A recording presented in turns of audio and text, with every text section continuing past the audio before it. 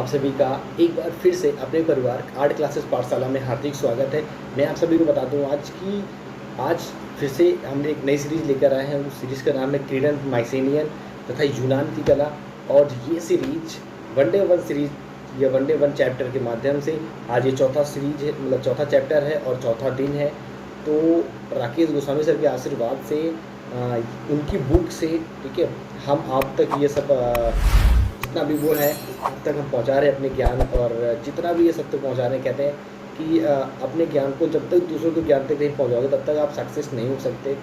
ये हमारे लिए बहुत अच्छी या सौभाग्य की बात कह सकते हो कि आप तक ही ये मेरी वीडियो पहुंच रही है और आप अपना प्यार भी दे रहे हैं। उम्मीद करता हूँ इससे और ज़्यादा आप प्यार दीजिएगा मुझे। ये वीडियो को लाइक कमेंट्स और शेयर करके, अगर आप चैनल पर नए हैं तो प्लीज़ चैनल सब्सक्राइब करके बेल आइकन जरूर दबाइएगा। तो स्टार्ट करते हैं क्रीडन माइसेनियन की युग की कला। तो उससे पहले स्टार्टिंग करने से पहले मैं एक क्रीडन माइसेनियन का एक जो कला का एक चित्र था, सोने का मुखौटा, ये देखो पहले।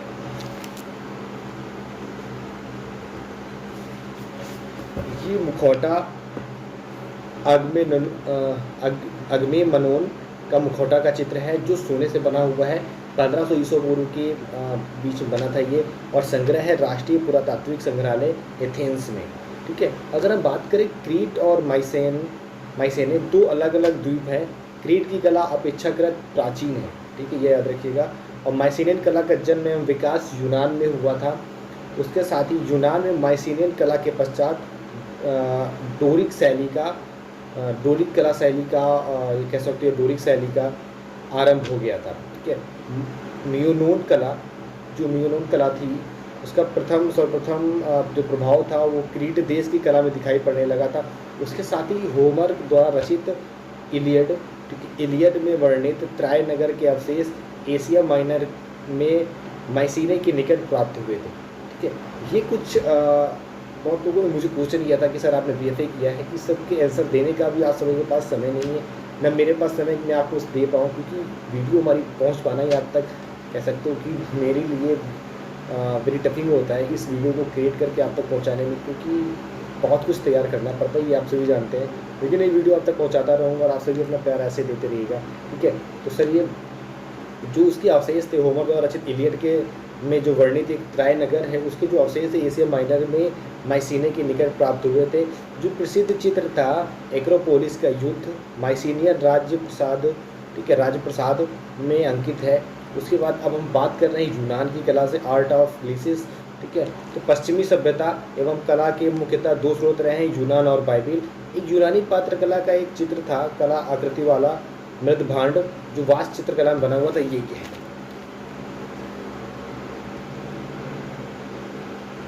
दिख गया होगा आप सभी को। ठीक है, यूनानी पश्चिम एशिया के जो आयोनिया नामक प्रदेश में जो थे यूनानी जो थे वो ग्रीस पहुँचे थे। ठीक है, पश्चिम एशिया के आयोनिया नामक प्रदेश से होते हुए, और जहाँ उन्होंने ग्रीक सभ्यता और कला का विकास किया था। उसके बाद अगर बात करते हैं यूनानी सभ्यता का, उदय क्रीट में हुआ था, क्योंकि वो वहाँ से पहुँचे थे, ग्रीस में पहुँचे थे, उसमें क्रीट का उन्होंने क्रीट उसका उदय किया। क्रीटन माइसेनियन कला में ने यूनानी कला की पृष्ठभूमि तैयार की थी। ठीक है, उसके बाद बात करें तो प्राचीन जो ओलंपिक खेल होते हैं, यूनान के ओलंपिया शहर से 776 ईसा पूर्व में प्रारंभ हुए। अगर क्वेश्चन आता है कि ओलंपिक खेल कहाँ से स्टार्ट किया गया था, तो ओलंपिया शहर में 776 ईसा पूर्व में 776 ईसा पूर्व में प्रारंभ हुआ था। पहली बार यह खेल ग्रीक देवता जियोस के सम्मान में खेला गया था। तो ऐसा पूछ सकते हैं कि पहली बार खेल किसके सम्मान में खेला गया था। बहुत सारे क्वेश्चन आते हैं, क्वेश्चन में ऐसा नहीं, आयोग पागल नहीं है, आयोग बहुत पूछता है। और उम्मीद करते हैं कि बहुत जल्द हमारे राकेश गोस्वामी सर आयोग में सम्मिलित होंगे, जो हम लोगों को 100% या कह सकते हो कि 110% सपोर्ट करेंगे, क्योंकि अभी उनका 110% सपोर्ट है। जब वो आयोग में कुछ हो जाएंगे तो कितना सपोर्ट होगा, मैं प्रे करता हूँ यार। ठीक है, बट वो आयोग में जाएंगे नहीं, क्योंकि मैं उन्हें जहाँ तक जानता हूँ कि वो बच्चों को बहुत ख्याल रखते हैं और बच्चों के लिए वो कुछ भी कर सकते हैं। ठीक है, पूरा जीवन दान कर रहे हैं बच्चों के लिए। इतना मेरे लिए बताना ठीक है आप सबके लिए। यूनान के इतिहास में 1200 ईसा पूर्व से 900 ईसा पूर्व तक का जो युग है उसको अंधकार युग कहा जाता है। ठीक है। यूनानी और रोमन सभ्यता को पाश्चात्य सभ्यता का पालन भी कहा जाता है, ठीक है। सुकरात, प्लेटो, अरस्तु जैसे प्राचीन यूनानी दार्शनिक का उदय यूनान में ही हुआ था। अगर बात करें यूनान की कला को शैली के आधार पर 4 प्रमुख बांटों में बांटा गया है। पहला है ज्यामितीय युग, जो 900 से 600 ईसा पूर्व के मध्य रहा है। आर्केइक युग है, जो 600 से 480 ईसा पूर्व के मध्य रहा है। शास्त्रीय युग है, 480 से 323 ईसा पूर्व के मध्य रहा है। और हेलेनिस्टिक युग है, जो 323 से 30 ईसा पूर्व के मध्य रहा है। बात करते हैं ज्यामितीय युग की। यूनान में प्रथम ज्यामितीय शैली 900 ईसा पूर्व के लगभग एथेंस में प्रारंभ हो गई थी, ठीक है। उसके बाद यूनान की कला के विषय की अगर बात करें तो मिट्टी के चित्रित पात्रों, जिसमें वास्तु चित्रकला एवं दस्तरियों के आधार पर मिलती है, ठीक है। इसी समय यूनान में होमर नामक कवि हुए, जो जन्म से दोनों आंखों से अंधे थे। वे यूनान के सबसे महान व आदि कवि थे। अंधे होने के बावजूद होमर ने 2 महाकाव्यों को लिखा, इलियड और ओडिसी की उन्होंने रचना की, अंधे होने के बावजूद। ये क्वेश्चन हो सकता आ जाए, हो नहीं सकता, 110% भी आ सकता है कि यूनान के होमर में, मतलब यूनान में ऐसे कौन कि क्या नामक कवि थे जो आँख से अंधे थे और उन्होंने कौन से 2 चित्र लिखे। तो होमर थे, उन्होंने इलियड और ओडिसी की रचना की थी, ठीक है। ज्यामितीय युग में के जो कलाकार हैं, उन्होंने काष्ठ में हाथी दांत, मिट्टी, विशेष रूप से कांस्य प्रतिमाओं का निर्माण किया। इनमें से एक सेरेमिक की 10वीं शताब्दी ईसा पूर्व में उत्तरार्ध में बनी पौराणिक प्राणी सेंटार, जिसका कमर के नीचे का भाग घोड़ा का तथा ऊपर भाग मनुष्य का है, अद्भुत है। इस प्रकार की एक 750 ईसा पूर्व की कांस्य निर्मित छोटी प्रतिमा प्राप्त होती है, जिससे हेराक्लीज व सेंटार के साथ बनाए गए। अभी हम इसके बाद महत्वपूर्ण तथ्य कराएंगे, वो आप नोट डाउन करते रहिएगा। इसको आप सुन लीजिए, अगर नोट डाउन करें तो आप बहुत अच्छा कर रहे हैं, ठीक है। अब हम बात करते हैं आर्केइक युग की बात करते हैं, जो 600 से 480 ईसा पूर्व के मध्य था। आर्केइक युग में माइसेनियन समानती अवस्था समाप्त हो चुकी थी। इसी समय नगर राज्यों का उद्भव हुआ, जिसे यूनान में पोलिस कहा जाता है। अब पोलिस का क्या अर्थ है? पोलिस का अर्थ है पर्वतों आदि प्राकृतिक सीमाओं से घिरा क्षेत्र है, जिसका कोई केंद्र नगर ना हो, जिसका कोई केंद्र हो और वो नगर हो, ठीक है। जैसे आप कहें कि कुछ भी कह सकते हैं, जैसे प्रयागराज कह सकते हैं, तो प्रयागराज और पीजीटी का बहुत अद्भुत संगम कह सकते हो है, क्योंकि यहाँ संगम भी है और संगम ये भी है क्योंकि जो इसका आयोग है वो प्रयागराज में ही है, ठीक है। ऐसा एक एग्जाम्पल के तौर पे कह सकते हो इस चीज़ को, ठीक है। बाकी ये समझाने का हमारा तरीका था, आप क्या समझ रहे हो ये मुझे कमेंट बॉक्स में ज़रूर बता दीजिएगा, ठीक है। तो पोलिस का अर्थ है पर्वतों अथवा प्राकृतिक जो सीमाएं से घिरा क्षेत्र जिसका कोई नगर हो, ठीक है। एथेंस, स्पार्टा, मेसिडोनिया जो मकदूनिया है, इन्हीं राज्यों के प्रमुख थे। इस युग में पहली बार अपने कार्य का हस्ताक्षर किया गया, जिसमें कलाकारों का नाम याद, मतलब जो कलाकारों का नाम हम लोग साइन देखते हैं, वो साइन या कार्य पर हस्ताक्षर इस युग में प्रारंभ हुआ था, आर्केइक युग में। सिमोन नामक एथेंस के चित्रकार को चित्रकला का आविष्कार करता कहा जाता है, ठीक है। अगर हम बात करें अब शास्त्रीय युग की, जो 480 से 323 ईस्वी के मध्य था। शास्त्रीय युग की शैली के आधार पर 2 भागों में बांटा गया है। पहला है प्रारंभिक शास्त्रीय युग, जो 480 से 450 ईस्वी के मध्य था, और दूसरा है उच्च शास्त्रीय युग, जो 450 से 323 ईस्वी के मध्य था। पहली बात करते हैं प्रारंभिक शास्त्रीय युग की, जो 480 से 450 ईस्वी के मध्य था। इस समय की 478 ईसा पूर्व की डेल्फी से सारथी रथ चालक की कांस्य की प्रतिमा प्राप्त हुई है, जो वर्तमान में डेल्फी संग्रहालय ग्रीस में संग्रहित है। इस समय माइरन तथा पालिक्रीतस श्रेष्ठ कांस्य निर्माता थे, ठीक है। अगर हम बात करें माइरन की प्रसिद्ध कृति, तो डिस्कोबालस थी। डिस्कोबालस मतलब वो चक्का जो होता है, चक्का फेंकने वाला, जो अगर जो एथलेटिक्स होंगे या स्पोर्ट्स से होंगी उन्हें अच्छा पता होगा, वैसे आप सभी को पता होना चाहिए। जो डिस्कोबालस जो चक्का फेंकने वाला होता है, ठीक है, वो था, और जिसका निर्माण काल 460 से 450 ईसा पूर्व है। दुर्भाग्य से इसकी मूल प्रति वर्तमान में अपर्याय है, मतलब पता नहीं कहाँ है, हो चुकी है। केवल इनकी रोमन अनुकृति वाली डिस्कोबालस म्यूनिख संग्रहालय जर्मनी में सुरक्षित है। और अगर बात करते, कहा जाता है कि माइरन द्वारा निर्मित एक अन्य कृति थी काशी की गाय, जो वास्तविक समझकर एक बछड़ा दूध पीने के लिए मुंह मारता रहा और मर गया। ठीक है, तो ऐसा उनका इतनी बारीकी से वो काम करते थे कि वो समझ नहीं पाते थे लोग कि वो सत्य है या असत्य है, या निर्जीव है या सजीव है, या फिर वो एक मूर्ति है। जैसे कि वो बछड़ा अपनी माँ समझकर उसका दूध पीता रहा और वो मर गया, क्योंकि वो कांसे की गाय थी। ठीक है, जो कांसे में ढली थी।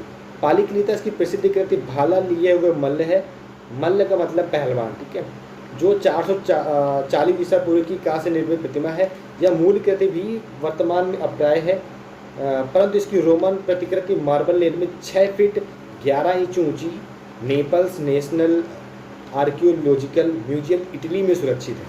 ठीक है, पंखदार विजयश्री नाइकी का प्रथम चित्र बनाने वाला चित्रकार इसी युग एरिस्टोफोन था।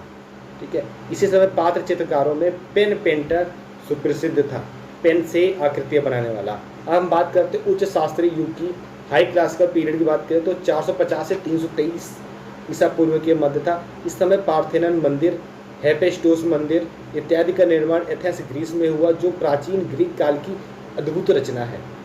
ठीक है, एग्रोपोलिक पर स्थित पार्थेनन मंदिर देवी एथेना को समर्पित है। अगर हम पार्थेनन मंदिर की बात करें तो ये एथेंस में है और 432 ईसा पूर्व के मध्य जो उसका वो हुआ था, ये देखो ये है।